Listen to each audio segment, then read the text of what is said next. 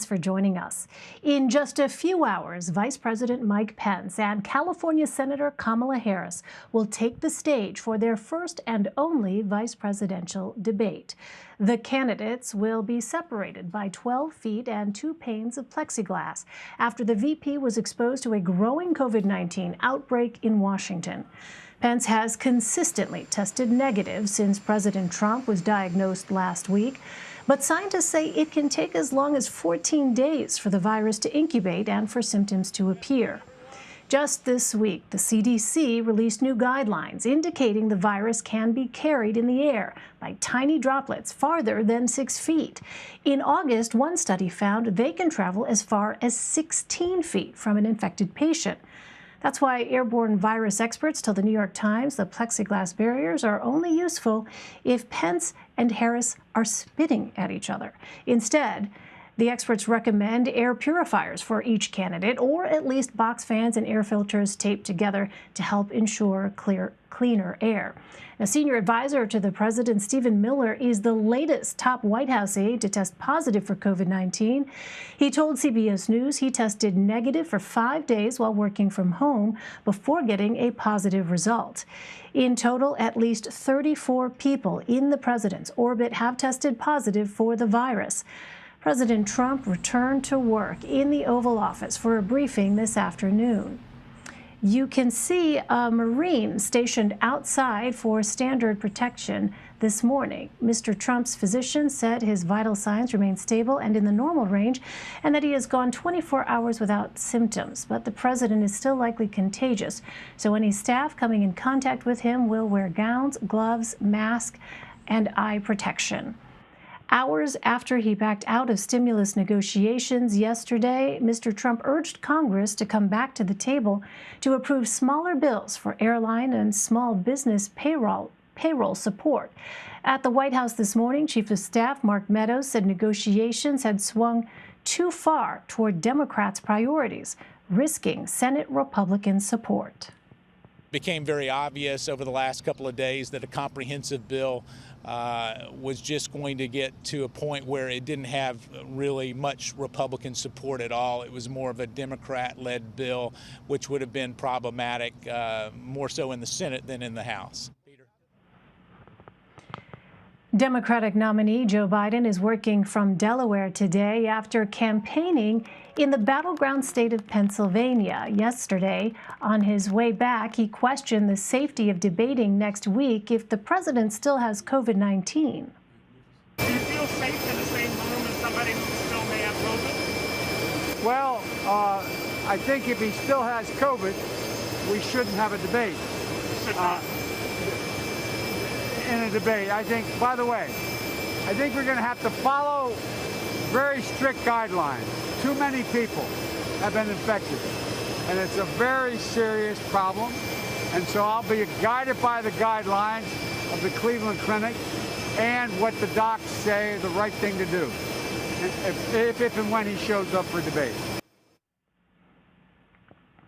Ed O'Keefe, Caitlin Huey-Burns, and Liz Goodwin join me now. Ed is a CBS News political correspondent. Caitlin is CBSN's political reporter. And Liz is the Deputy Washington Bureau Chief for the Boston Globe. Welcome to you all. Ed, let me begin with you.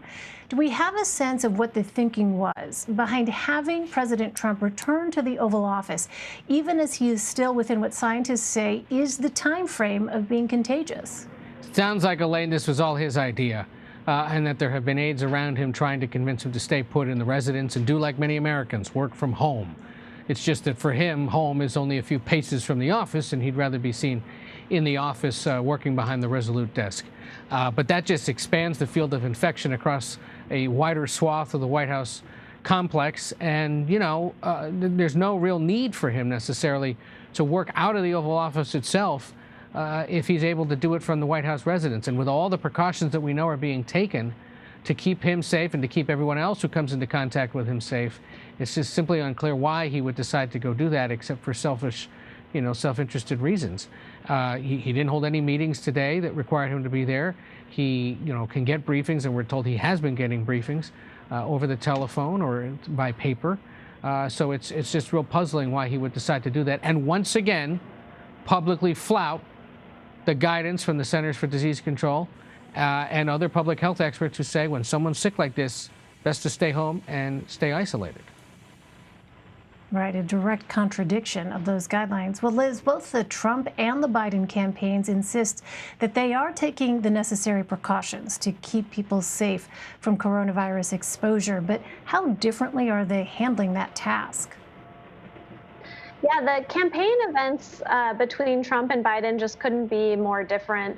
Joe Biden's events have always been very meticulously safe, COVID safe, but since he shared a debate stage with a probably already infectious Trump last week, they've just ramped up. So at a few events in Florida, he no longer took his mask off even to talk, even when he's distanced from people and at the podium, he just kept that mask on, which was a change. He's also getting tested more frequently. And the campaign takes distancing very seriously, even in outside events. People are directed to bubbles and they have to stay on their circle. And you could see that sort of concern in that image you're showing now where Dr. Jill Biden kind of yanked him back from reporters yesterday, even when he was getting too close to us, even though we all had masks on, he had a mask on. They're very serious about the candidate not getting COVID, but also the people who show up to his events. In contrast, it was only 5 or 6 days ago when President Trump had this packed rally in Duluth. It was outside, but there was absolutely no distancing. The vast majority of attendees were not wearing masks. And that's kind of part of his whole message that he's still actually, I think, delivering. He hasn't really adjusted it despite, being hospitalized for COVID, which is that this isn't a big deal. The country's on the upswing. COVID's going to disappear. We've vanquished it. And they really try to send those two different messages with their events. Well, Caitlin, let me turn to you. You're coming to us from Salt Lake City, of course, where the debate is taking place tonight. Now, President Trump has publicly said he does not do much preparation for debates. What about the vice president? Well, the interest in this debate is much more significant than it might have otherwise been before the president was hospitalized for coronavirus, because that placed a big spotlight on the role of the vice president. If a president is incapacitated, what is the line of succession here? And so ordinarily, vice presidential debates don't do a huge amount to significantly alter the race, and usually vice presidential debates aren't these top ticket items. But with the hospitalization of the president over the weekend at Walter Reed, there is a much bigger spotlight here in Salt Lake on these two candidates, given that there is a bigger interest in the role of the vice president. We should also note that you mentioned the plexiglass that will be separating Kamala Harris and Mike Pence, and that suggests that this debate already will be unlike anything that we have seen before in history. And it also promises to show that coronavirus, the pandemic, is still very much front and center on the debate stage tonight, quite literally. Yeah, that's absolutely right, Caitlin. Even as a candidate may attempt to pivot from that topic of the coronavirus, there is literally a reminder, as you say, on that stage in the form of those plexiglass barriers that are going to be visible to the people watching. Caitlin, that last interruption-filled debate between President Trump and Joe Biden left most people, quote unquote, annoyed, according to our CBS News poll. This debate, though, is now happening at a time when the coronavirus has very clearly reached inside the White House to the president and his inner circle. So what is the expectation for Senator Harris and Vice President Pence tonight? Well, that's exactly the message that the Harris campaign said that they want to put forth. They say that even though Donald Trump will not be on the debate stage, that Mike Pence not only will be speaking to the administration, but also, of course, in his role as the head of the coronavirus task force. So the Harris campaign really wants to stick it to the Trump administration, hold them accountable through Mike Pence for their handling of coronavirus. And we see in our polling, especially in key battleground states, that the issue of the pandemic is something that is shaping voters' views on this race. And it's something that is contributing in a big way to Donald Trump lagging behind Joe Biden in some of these key battleground states, with voters saying that they disapprove of how the president has been handling the pandemic.